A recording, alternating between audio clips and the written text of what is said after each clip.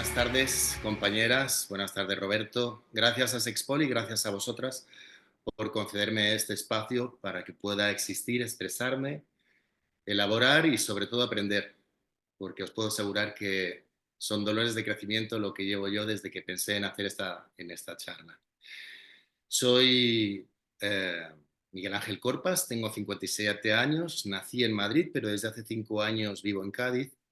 Soy un hombre cis, gay, y estoy en la formación de educadora, de monitora en educación sexual, y desde el año 1996 trabajo acompañando a personas que necesitan elaborar o desarrollar su expresión vocal y corporal.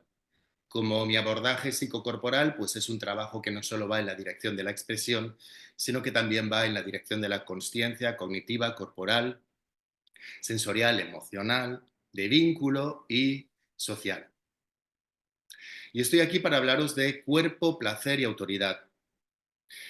Y entenderéis un poco lo de los dolores de crecimiento, porque el primer conflicto que yo me planteé era si yo, siendo un hombre cis aquí, podía ser una autoridad solvente, legítima para hablar de cuerpo y placer, puesto que inevitablemente vengo a ser un poco el eco de esas voces que históricamente, durante siglos, han marcado, han cercenado y han configurado el cuerpo y el placer que debemos sentir.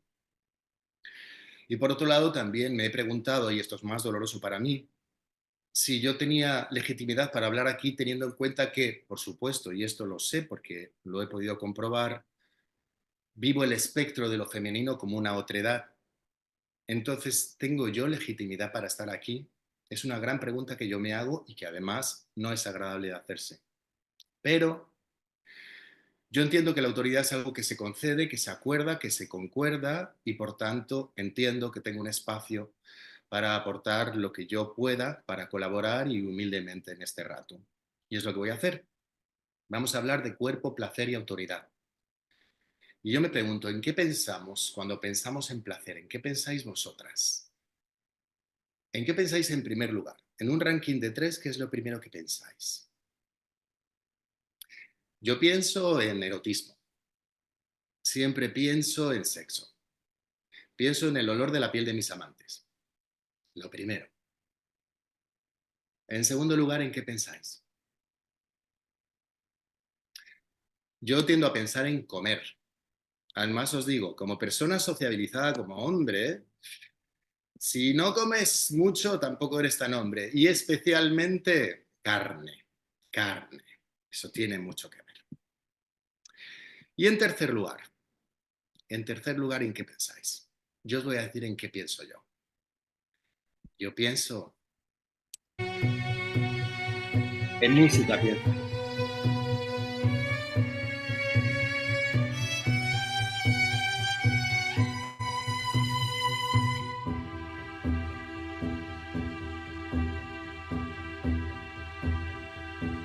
Voy a tomar el camino equivocado, voy a salirme de la trayectoria, voy a meterme en líos, jugar con fuego, incumplir las normas. Voy a seguir tu senda peligrosa, voy a encender la mecha, voy a volverme loca, vestirme de fiesta y perder la cuenta. Voy a salir a buscarte, voy a salir a buscarte, que hoy las estrellas... Os he quitado la música y alguna de vosotras quizá está viviendo uno de esos placeres más comunes, más judio-cristianos que puede haber, el alivio, simplemente el alivio. Porque decís, ay, no me gusta la canción y espero que no haya más canciones. Otras estaréis viviendo lo mismo que yo, que es, ay, ay, ay, ay, ay, que siga. Y si hay más canciones, ahí estoy yo también. No sé si habrá más canciones. Y es que el placer se puede vivir de infinitas maneras, ¿no? Tantas como personas elevado a la enésima potencia. Veréis, cuando yo era pequeña, yo tenía como 8 o 9 años, yo viví en Madrid en una zona que es la de Salavía, donde hay zona verde. Entonces, desde la cocina se veía el parquecillo, que era una zona con muchos árboles donde yo solía jugar, coger mariposas, ver los bichos, todo esto.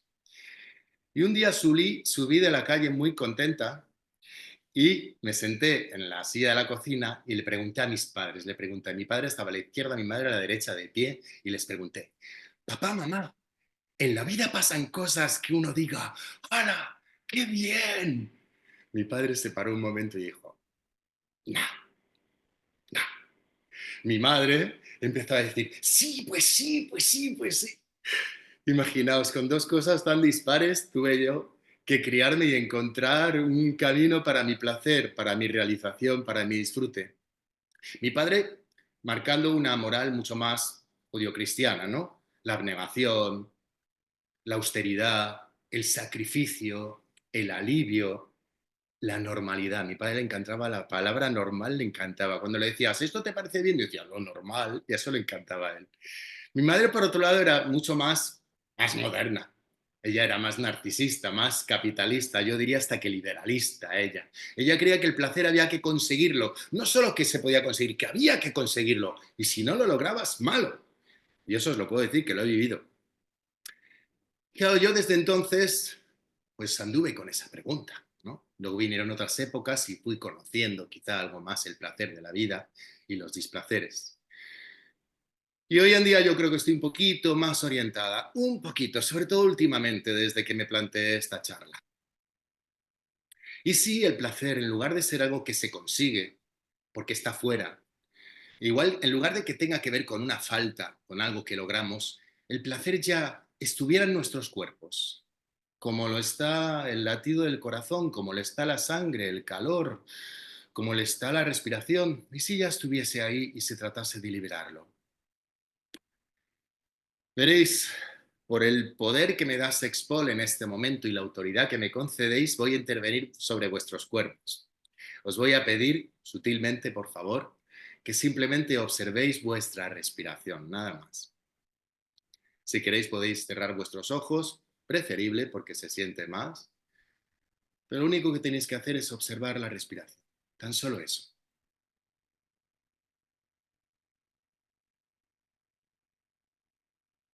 Y ahora preguntaos, de 1 a 9, ¿cuánto de fácil diría que está siendo mi respiración?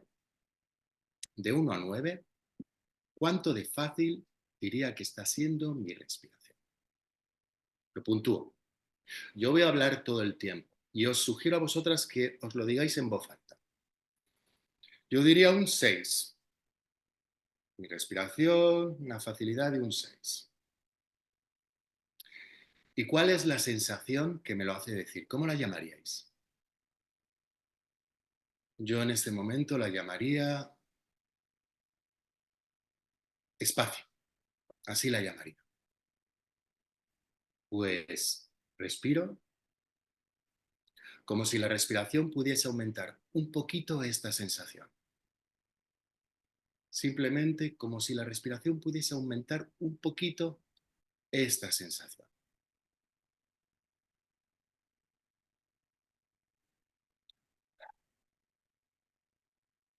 Preguntaos ahora, ¿en qué momento me parece que siento más placer? ¿Cuando tomo el aire o cuando lo suelto? ¿En qué momento parece que siento más placer? ¿Al tomar el aire o al soltarlo? ¿Qué diría? ¿En qué momento me parece que hay más placer?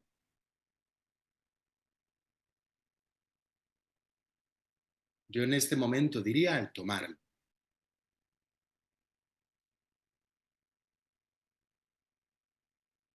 ¿Y cuál es la sensación que os lo hace decir? ¿Cómo la llamaríais? Yo la llamaría gusto en el pecho. Pues respirad como si la respiración lo pudiese aumentar un poquito. Respirad como si la respiración pudiese aumentarlo un poquito.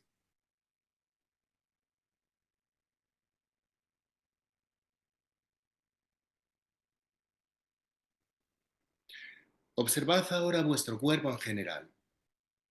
Si estáis sentadas, notad los apoyos. Os podéis preguntar dónde noto más el apoyo, hacia la derecha, hacia la izquierda. Yo en mi caso diría hacia la izquierda.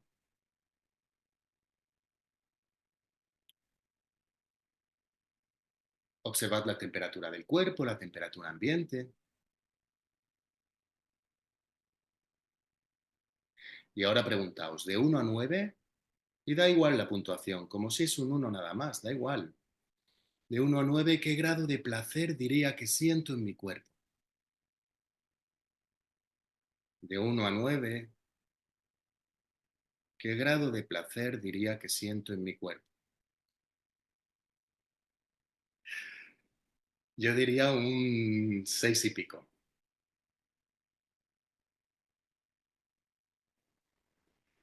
¿Y cuál es la sensación que os lo hace decir? ¿Cómo la llamaríais?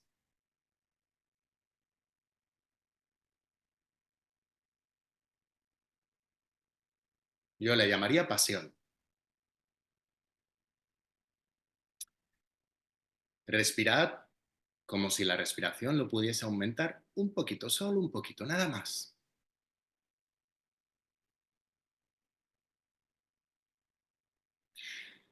Y ahora observaos. Mirad vuestro cuerpo como si fuera un mapa donde, pues, tal vez hay una presencia de placer, tal vez zonas pequeñas o una sola zona, o tal vez esté muy extendido. Tal vez sea un placer leve, como cuando vemos un mapa y la coloración es suave.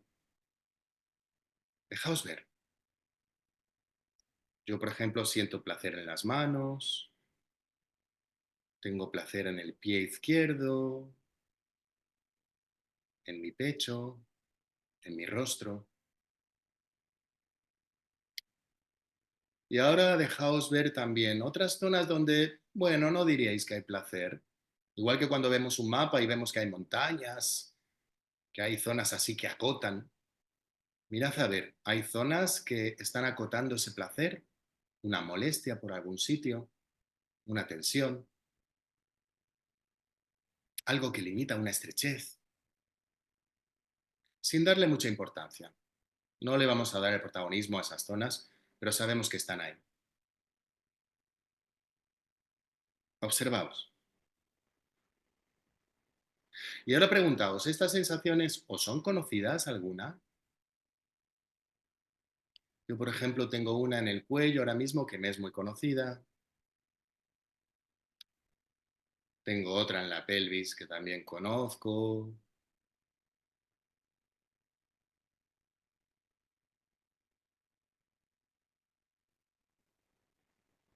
Vamos a volver a preguntarnos ahora para que no quede todo así emborronado. De nuevo, de 1 a 9, ¿qué grado de placer siento en mi cuerpo? Yo voy a decir que un 7. ¿Cuál es la sensación que me hace decir que hay cierto placer? Yo la llamaría vibración. Y ahora os voy a invitar a que sigáis en contacto con esto que sentís, este cuerpo, con sus sombras y sus luces, su placer y su pequeño displacer. Y si tenéis los ojos cerrados, pues lo sabráis porque voy a usar las manitas, ¿vale?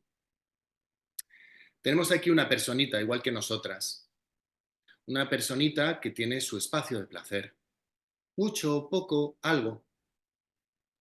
Esta personita, como hemos visto, tiene también sus sensaciones de restricción, ¿no? Hay molestias, el placer está como si dijéramos domesticado, oprimido, incluso podría estar ahogado. Y todo esto tiene que ver con que hay o ha habido figuras represoras que pueden haber sido figuras de apego, que han reprimido esas fuerzas, que han constreñido, cerrado el espacio para la expansión de ese placer, para la realización. Y esto podría ser una personita, una figura de apego, pero también puede ser el propio Estado, el sistema en el que vivimos, que con sus marcas, con sus reglas, con sus mensajes, con sus violencias, va tatuando va configurando ese espacio que restringe el placer. Y podríamos decir que en primer lugar a lo mejor crea un placer domesticado, medido, lo normal, como decía mi padre, que le encantaba, pues lo normal. O a lo mejor puede ser que el Estado o la figura de autoridad oprima tanto, tanto, tanto que es un ahogo. Y puede ser que la personita en ese momento, ante esa situación, decida fugarse hacia el máximo de placer. Porque a lo mejor en el máximo de placer se encuentra con que desaparece cualquier restricción, sobre todo las que internamente siente, porque como vemos, la autoridad restrictiva, esa autoridad que no es competente, esa autoridad incompetente ha dejado muchas marcas en ese cuerpo y en esa mente. Y a lo mejor esta personita necesita fugarse al máximo de placer para evitar sentir eso. Pero ahora vamos a imaginar que una personita, como vosotras, como yo, también con un cuerpo como el vuestro y el mío, se encuentra con ese contacto, con el placer y con ciertas restricciones también. ¿Por qué no? ¿Por qué no? No ha tenido una historia perfecta y tiene sus marcas, sus heridas. Y esta personita se encuentra con otra igual que ella, que también tiene su pequeño espacio de placer. Igual que vosotras y yo hoy, este encuentro. Pongo dos manos, porque no soy un cien pies, que si no ponía aquí el final de la película El perfume, ¿no? Una gran orgía, me encantaría, pero solo puedo poner dos. Entonces vamos con dos, que es más didáctico.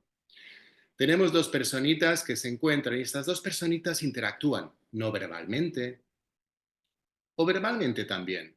Vosotras y yo hemos hecho cierto intercambio.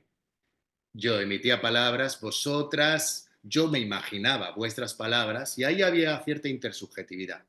Entonces aparece la intersubjetividad y aparece sutilmente.